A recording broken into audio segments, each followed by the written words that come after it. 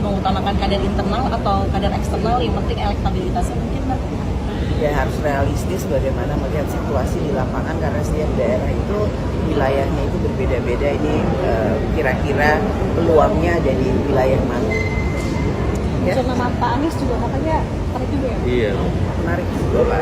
Terima kasih. Tapi Mbak siap kan, Mbak? Iya, Mbak. Apa? Dimunculkan dari PAN supaya bisa berdua dengan Rano Karno dengan Sita. Jadi kalau misalnya dari PDIP, apakah sudah ada proyeksi untuk pilkada DKI kader sendiri atau gimana? PDI Perjuangan siap bekerja sama dengan siapa aja. Ini ada Pak Udwig, Golkar juga kita siap Pak bekerja sama. Tadi ini Pak dimunculkan juga dari Pak Dasko untuk Ridwan Kamil dimajukan di Jakarta dan sudah direkomendasikan oleh Gerindra. Nah, Mbak Puan melihat seperti apa? PDIP juga mau nggak mau? Kita partai politik khususnya PDI Perjuangan siap bekerja sama dengan siapapun, khususnya setelah melihat peta lapangannya seperti apa. Puan mengakui PDIP melirik Anies Baswedan untuk Pilkada Jakarta. Ya, untuk menanggulangi Ridwan Kamil di Pilkada Jakarta, Bandeng alias PDIP siap bekerja sama dengan Kadrun. Puan juga pernah mengakui kubu Ganjar dan Anies sudah jalin komunikasi untuk bergabung. Ya, untuk menantang rivalnya Prabowo Gibran. Puan meyakini akan terjadi 2 putaran dan setelah itu akan ada kerjasama antara Ganjar dengan Anies Baswedan. Puan akui kubu Ganjar dan Anies sudah jalin komunikasi untuk bergabung. Ketua DPP PDIP Puan Maharani mengakui bahwa kubu Anies Muhaimin dan kubu Ganjar Mahfud telah menjalin komunikasi baik secara formal maupun informal. Wacana bergabungnya 2 kubu ini muncul dengan asumsi Pilpres berjalan 2 putaran, sehingga keduanya bergabung untuk melawan Prabowo Gibran. Meski begitu, Puan mengatakan putusan untuk melebur antara Anies dan Ganjar akan dipikirkan setelah hari pemungutan suara pada 14 Februari 2024. Puan beralasan membangun sebuah bangsa harus dilakukan secara gotong royong. Selain itu, membangun bangsa juga harus diserahkan kepada rakyat. Pasalnya, rakyat memilih calon pemimpin sesuai hati nuraninya. Menanggapi itu, Sekretaris TKN Nusron Wahid menilai gabungan kedua kubu tersebut tidak akan terjadi karena Pilpres akan selesai 1 putaran untuk kemenangan Prabowo Gibran. Nusron Wahid memang benar prediksinya bahwa Pilpres terjadi hanya 1 putaran. Otomatis kerjasama antara Bandeng dan Kadrun gagal total. Tidak hanya PDIP, PKB juga sudah mengatakan ya ada komunikasi untuk mengusung Anies di Pilkada Jakarta. Apakah sudah ada komunikasi dengan Pak Anies? Sudah, masih fase DPW.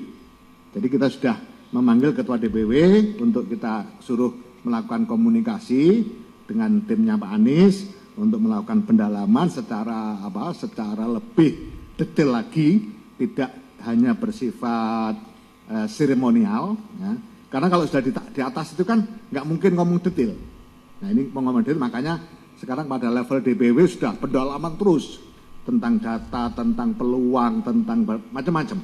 Nah nanti kemudian kita kerucutkan, kita diskusikan, baru kemudian naik pada level des pilkada. Tentu terakhir keputusan pada pleno DPP. Lalu bagaimana tanggapan Anies Baswedan? Dan prediksi Adi Praetno mengatakan Anies bakal menerima tawaran Cagup Jakarta. Syarif Hidayatullah Adi Praetno menilai Anies Baswedan berpotensi menerima tawaran Nasdem sebagai calon gubernur DKI. Ketua Umum Partai Nasdem Surya Paloh telah menawarkan Anies untuk kembali maju sebagai calon gubernur DKI Jakarta. Anies berkemungkinan menerima jika tak ada tawaran menjadi menteri dalam kabinet Prabowo Gibran. Namun saingannya untuk maju menjadi calon gubernur Jakarta cukup berat.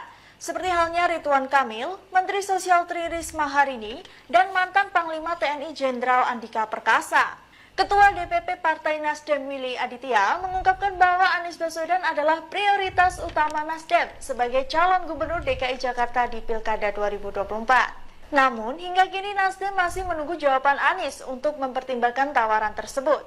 Ya, PDIP membuka peluang Anies Baswedan di Pilkada Jakarta untuk melawan Ridwan Kamil. Saya bilang mau buka pintu nih untuk Bapak maju. Bapak sudah ada komunikasi sebelumnya nggak sih Pak dengan PDIP atau menanggapi ini gimana Pak? Baru kemarin malam banget. Apa katanya? PDIP membuka pintu untuk Anies untuk maju ke Pilkada DKI Jakarta.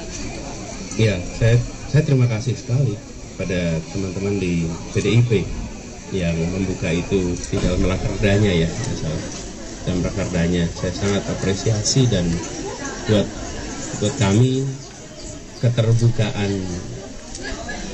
lintas kelompok, lintas partai itu menandakan bahwa kita sama-sama peduli tentang masa depan Jakarta, sama-sama peduli tentang masa depan Indonesia. Sudah ada komunikasi dulu sama PDIP, Pak? Sudah ada komunikasi sebelumnya sama PDIP, Pak, soal ini, Pak? Sebenarnya kalau komunikasi itu saya komunikasi dengan semua. Tapi soal pilgub belum, Pak? Belum ada khusus. Pak Anies, ini udah siap dari Jakarta, versi survei Indonesia, Pak Anies menduduki 29% dan di bawah Pak Ridwan Kamil. Pak, menjawab soal PDIP, Pak, siap nggak kalau buat sama Pak? Itulah jawaban Anies yang siap bekerja sama termasuk dengan PDIP. Lalu bagaimana surveinya Anies dan Ridwan Kamil serta Basuki Cahayapurnama? Kita lihat. Berdasarkan wawancara tatap muka terhadap 800 responden di 80 kelurahan di Provinsi Jakarta, nama Anies Baswedan unggul 20%, diikuti Basuki Cahayapurnama atau Ahok 14,7% dan Ridwan Kamil 13,6%. Nama Anies kuat muncul melalui berbagai simulasi dan faktor mulai dari tingkat keterpilihan, tingkat kesukaan publik, kinerja hingga program yang ditawarkan. Survei yang digelar pada tanggal 16 hingga 25 Mei 2024 ini juga menunjukkan 55,90% pemilih konsisten memilih calon gubernur dan wakil gubernur yang sama di kontestasi Pilkada 2024. Ternyata Anies Baswedan serius mempertimbangkan maju di Pilkada Jakarta. Anda sudah menyinggung soal Jakarta tadi di media sosial Anda juga sudah banyak bicara soal Jakarta, kemudian banyak dukungan yang meminta Anda untuk maju kembali di kontestasi Pilgub DKI Jakarta. Anda berminat nggak, Mas Anies? Jadi ini bukan soal minat dan tidak ya. Saya ditanya ini ketika masih proses pasca Pilpres MK, sebenarnya saya tidak mau jawab. Kenapa nggak mau jawab? Kita ini masih ada proses di MK. Okay? Nah, sekarang saya menerima warga yang mengatakan itu, partai yang memberikan undangan, dan sekarang saya sedang dalam posisi serius menakar soal ini. Mempertimbangkan. Ya, dalam fase serius menakar. Begitu ada panggilan tugas seperti ini, maka saya coba takar dengan serius. Saya berbicara, berdiskusi dengan berbagai kalangan. Itu fasenya saat ini. Jadi bukan soal minat dan tidak. Karena ini tanggung jawab yang tidak kecil.